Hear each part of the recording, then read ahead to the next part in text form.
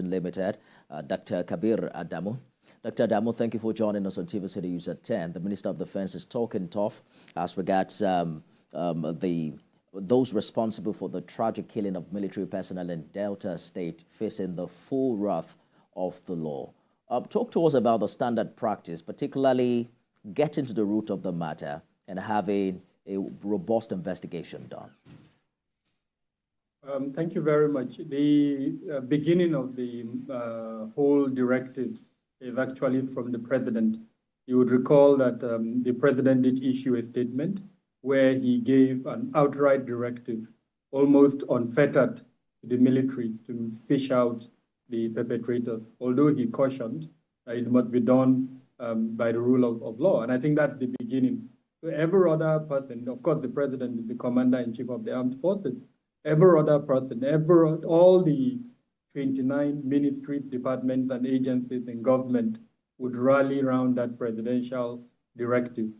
As the Minister of Defense, who supervises the defense headquarters under which the Armed Forces of Nigeria is, it's only right that the minister would make such a statement, of course, reinforcing what the president mentioned, and also ensuring that his authority as the minister and the backing that is required by the Armed Forces of Nigeria to go after the perpetrators and make sure they fish out. And of course, we also seen even the legislature is behind. And this just yesterday, the legislature did meet with the service chiefs.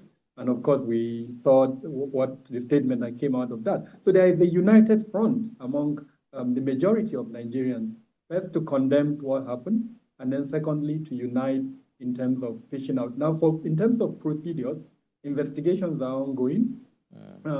That investigation is ongoing by the several agencies involved. The military itself, I hope, even though that's not very clear yet, that every other department in security is also involved in this. Talking about the investigation, Dr. Kabir, what gives it a level of fairness and independence when you consider the various versions of stories out there?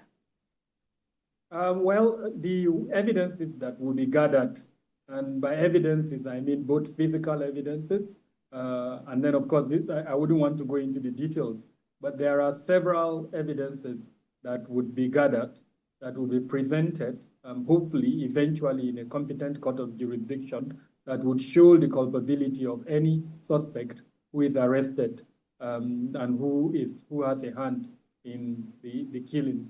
And that, for me, would be the best form of justice, because we're in a democratic era.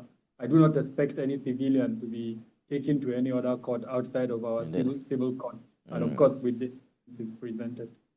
Some part of the community was reportedly burnt. Hopefully, that doesn't in any way affect the evidence that you're talking about.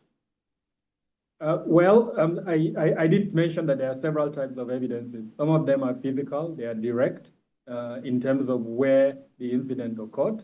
And so even if someone thinks that by burning a particular section of the community he's destroying evidence, yes, he may have destroyed evidence, but definitely he wouldn't have destroyed the other components of the evidences that we as specialists in that field know can be gathered. And from what I'm hearing, progress is being made in that regard.